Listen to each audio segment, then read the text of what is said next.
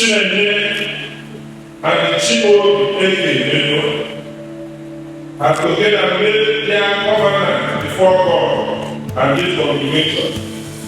They have made this vow to each other and have shown their consent by joining their hands, by giving and receiving offering. And therefore, pronounce them to the husband and the wife in the name of God the Father, God the Son, God the Holy Spirit. From this moment, life has begun. From this moment, you are the one right beside you is where I belong. From this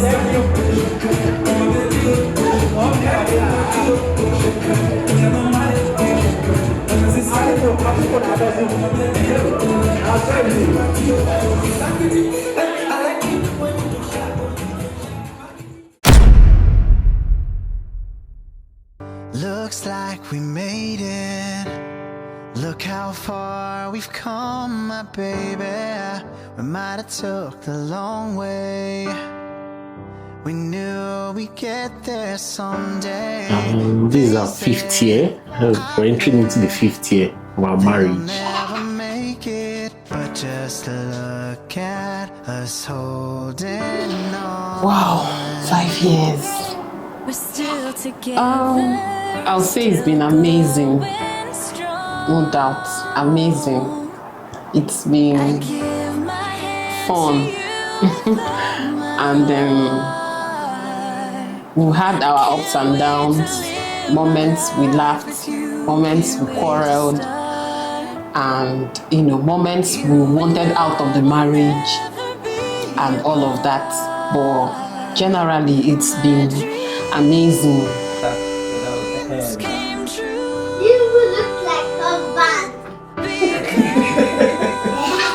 I would say it's been one of learning. It's been a learning process. You know that thing about when you're dating someone and you feel you know the person or the person knows you and all. Marriage is a different ball game. In marriage, some of the things you did while dating, in marriage it's different because it's a lifelong something. It's not something you do and say, okay, after 2 weeks, after 3 weeks, you take a break. When you're dating, you can, when the person annoys you, you can take a break at some point. But in marriage, you need to just keep going, endure the hurdles, learn to forgive. In fact, it's been a learning process. You said I do is that you said I do. It is ahead, no going back.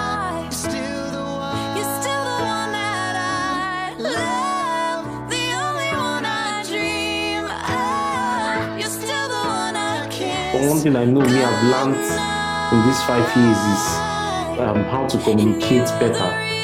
Communication is key in marriage. There's no way you can be married and not learn the art of communication. Every form of communication, verbal, non-verbal, every type of communication. It's just important that married people, couples learn how to communicate with each other. It keeps a whole lot of things, it keeps problems out of the way, it keeps a whole lot of things going. Then again, in these 5 years, I've learned that men are big babies. Yes, they are. My husband is a big baby because you have to baby them. Reg, do this, Reg, do that. It's something they know they should do. And you know how you tell a baby, get up from there, and the baby will sit there for like 5 minutes before the baby gets up. That's how men are. I wanted to ask her, am I really a big baby? Yes, you are. Yes, you are. You guys can actually be a thorn in the flesh. How now? How? Don't worry.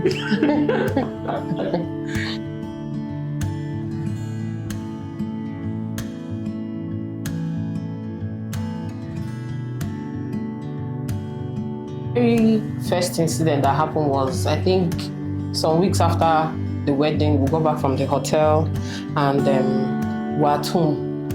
I can't really remember the incident, but I know he was angry about something I did, and he was raising his voice. And you know, when two people are pissed, he was angry, I'm angry, because I needed to explain myself. I needed him to understand that I did not just do that thing. So he was raising his voice because he was angry. I, on my own part, I was also trying to explain what happened, and I guess my own voice was high too. And the next thing was like, so you're raising your voice at me? So you too, you're raising your voice at me? I'm like, You know, after that day, I did not sleep. In my head, I was like, is this thing really happening? Am I not supposed to be talking in this marriage? Are we not supposed to be airing our views? You know, he does not like to talk about issues. I myself too, I don't like to talk about issues because most times when I talk, I cry. So I would rather not talk about it. And in my head, you're matured, you should know. Do you understand? You should know that this thing is not right. And, you know, when I now realize that in as much as people are matured, you don't expect them to know what's going through your head, or you don't expect them to react to situations the same way I would react to a situation. So I learned that one, and you know, then too, when something happens, I would carry face for days, and then he will come and say, okay, I'm sorry, let's talk about it, blah blah blah. Now you know how to do it very well. And you know, we'll talk about it and we're fine. The next day you'll do it again, then you want to talk about it and, you know, say I'm sorry and all of that. And in my head, can't you just be matured enough to not to do this thing again? Why would you always want to come and apologize? I'm tired of the apology. I beg, don't apologize again. That's why you're my wife now, so that people offending you.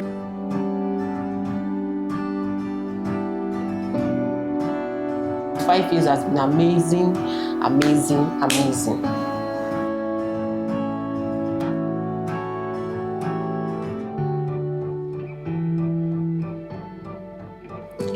Like, there are a lot of happy moments, so I don't know if there's anyone I could, you know, I don't know if there's anyone I could just stand out, pick out and make it stand out. There are a lot of, there's been for the last 4 or 5 years, the last 4 years going to the 5th one, there's been a lot of happy moments, a lot.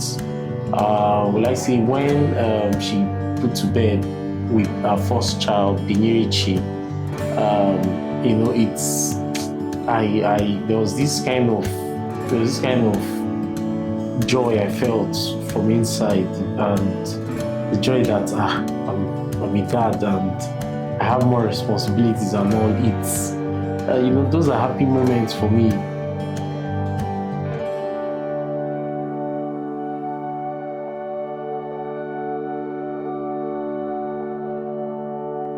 Marriage is like an adventure. You cannot see everything in one day. You cannot see it in 2 days. You cannot see it in 3 days. So as we keep progressing, I know that there will be more happy moments for us.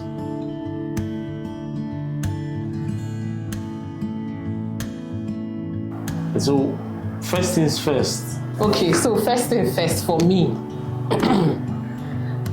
if you want to get married,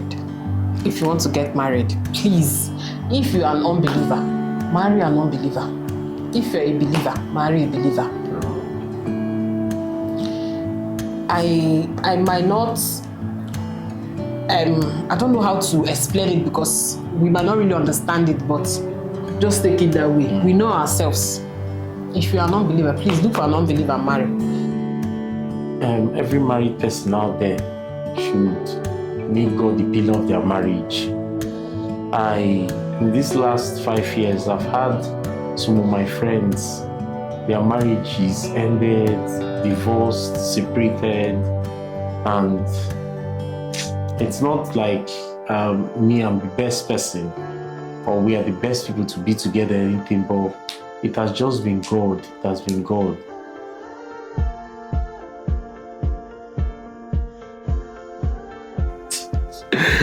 Remy, Yeah. as I always call you, my desire, I want to promise you that we will continue to be happy. I will do all in my power to make sure you're happy and to make sure that the kids are happy. Thank you for giving me 2 lovely kids.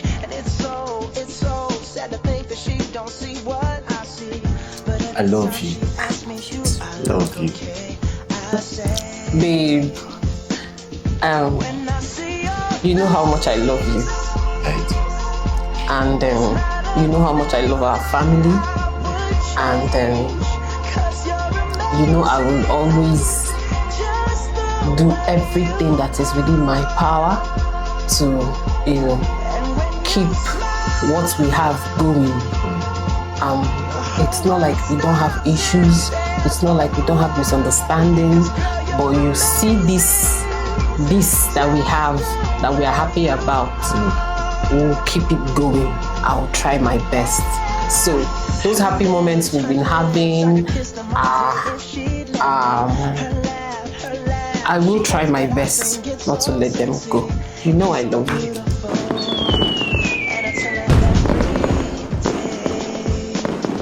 It's not romantic. He used to be very romantic when we were dating, but now he has lost it all. And this man doesn't know how to do all this. He will not do it. So please, let's forget that part. Or he might even get angry trying to do this.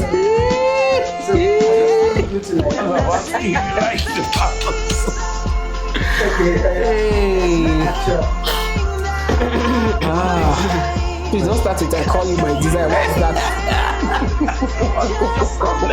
You need to say it. I want to say it now. Okay. You have to block. You use how to block it. Why do you have to block? Okay, my queen. My desire. What is wrong? What is that? Okay, so I don't call you my queen. Is that what you say? Oh, no king. Crown over my head. Oh, yeah, let's go. Toast woman. Au revoir. So that was why you were. Yeah, I don't have anything to say. I don't have anything to say. You say you have to say something. Okay. Okay, I should look at you in the eye. Oh. What's your problem? Reginald, Regmus. We shot the movie today.